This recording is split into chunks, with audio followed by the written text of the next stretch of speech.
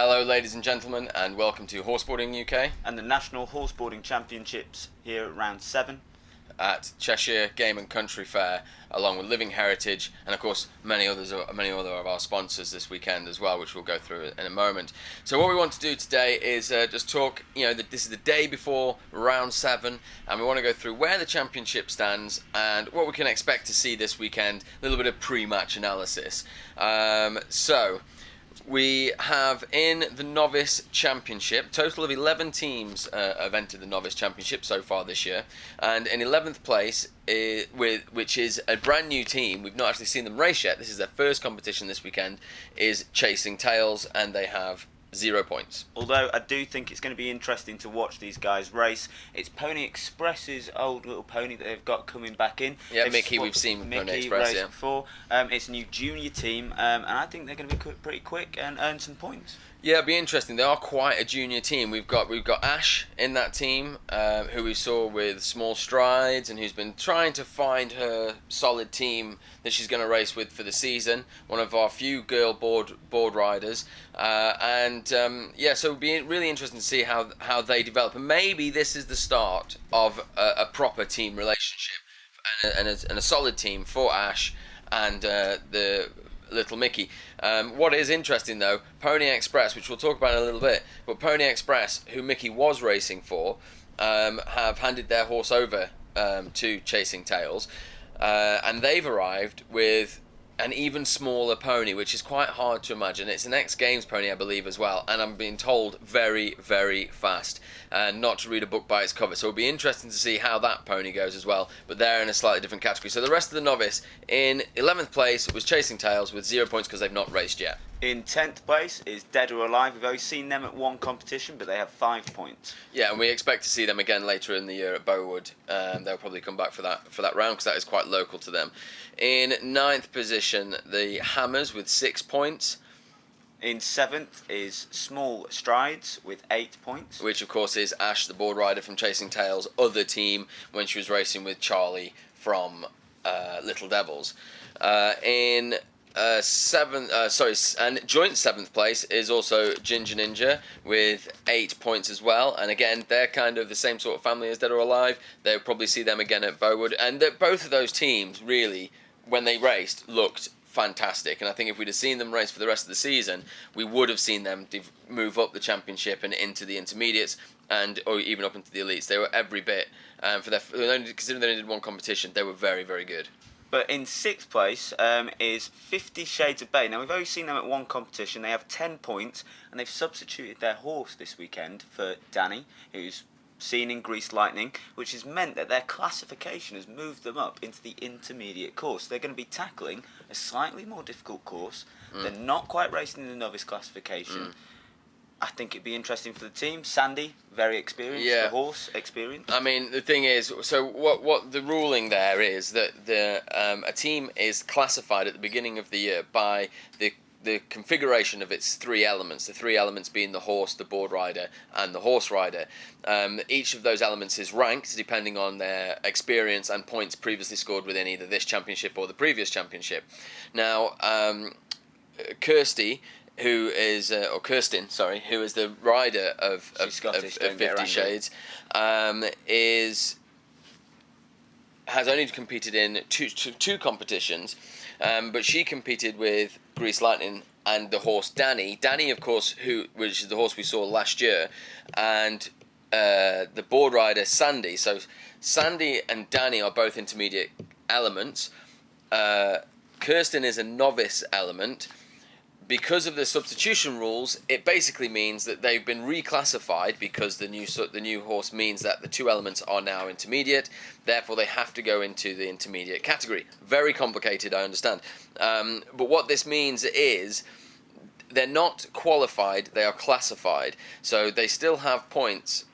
It means that their intermediate points can't be added to their novice championship until they have actually qualified up. So, but they will be racing now against more experienced teams in terms of horse riding, and it will be interesting to see how they go in the intermediate. But of course, they are in the intermediate. So back to the novice championship overall, not to confuse things. Yeah, if any of that got confusing, just go to our website, www.horseboardinguk.org, and look at the rules. It's very complicated. So jumping into 5th place now is In It to Win It. We haven't seen them. They were meant to be here this weekend.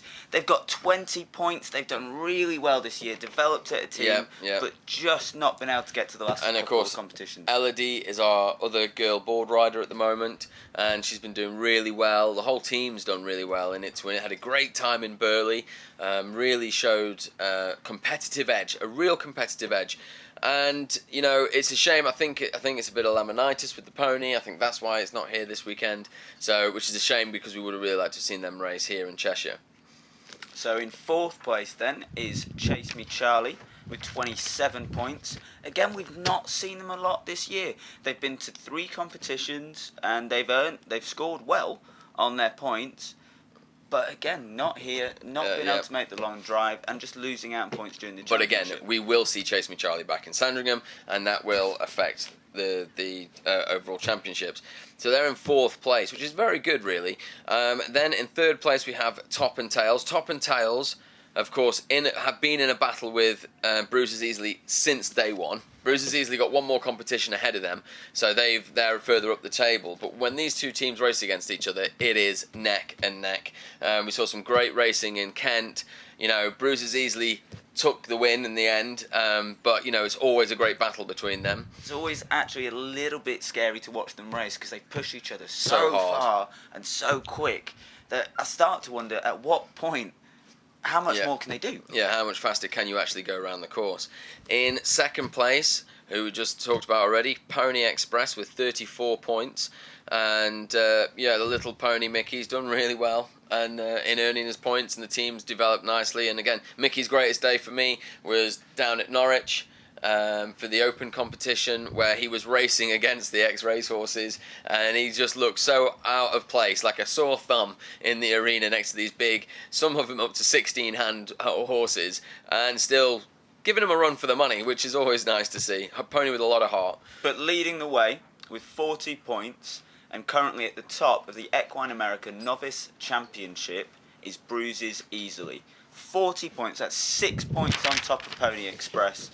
And that's 11 points on Top and Tails. They're taking this with ease. They've come in and just stormed the competition. Yeah, if you look at the results there, they've got a 10, a 9. I think is their second position. So they won their first one, came second in their second one, which was to Top and Tails. That was tame. Yeah. When we were racing in Storm Katie, the ground was horrific, and we had to cancel the second day due to safety. And but Top and Tails beat them on the first day.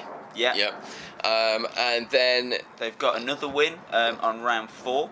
Yeah. And they got another win on round 5, and they've got another win on round 6. Every competition they've come to. And round 5 and 6 are the intermediate. So once the team has 20 points in the novice, they then qualify intermediate, and then their intermediate points are added to the novice points as they go through the championship. So they now need 30 points to qualify out of the intermediate. So they have it all to play for this weekend. If they can get 10 points, a first place this weekend, that's it. They've done it. They've qualified up. They've got 2 rounds to earn as many points as possible before the end of the season. Try and save relegation. And to prevent being relegated down into the intermediate again for next year. I think they can do it. I think, it's going to be big fields. There's going to be a lot of teams at the last 2 events. There always is.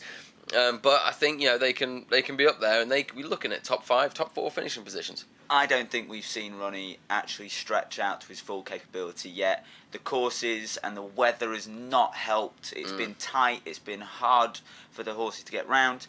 But if they come away with a win this weekend, they're in to the elite for Sandringham, one of the biggest courses of the year. Which is often won by the ex-racers. So looking at that table, though, in the novice class this weekend, we only have one team racing. Because all the other teams have all qualified up into the intermediate. There was meant to be another couple of teams who unfortunately just dropped out at the last minute. So it is chasing tails. All they need to do is go in there and have a great experience, which is what the novice class is all about. Learning to get around the track. And they will leave with 10 points. without a doubt, start. which will jump them straight up to 6th place, depending on what 50 Shades of Bay. Well, no, because 50 Shades of Bay, who are racing in the intermediate, can't affect their scores in the novice because they haven't qualified. They're only classified.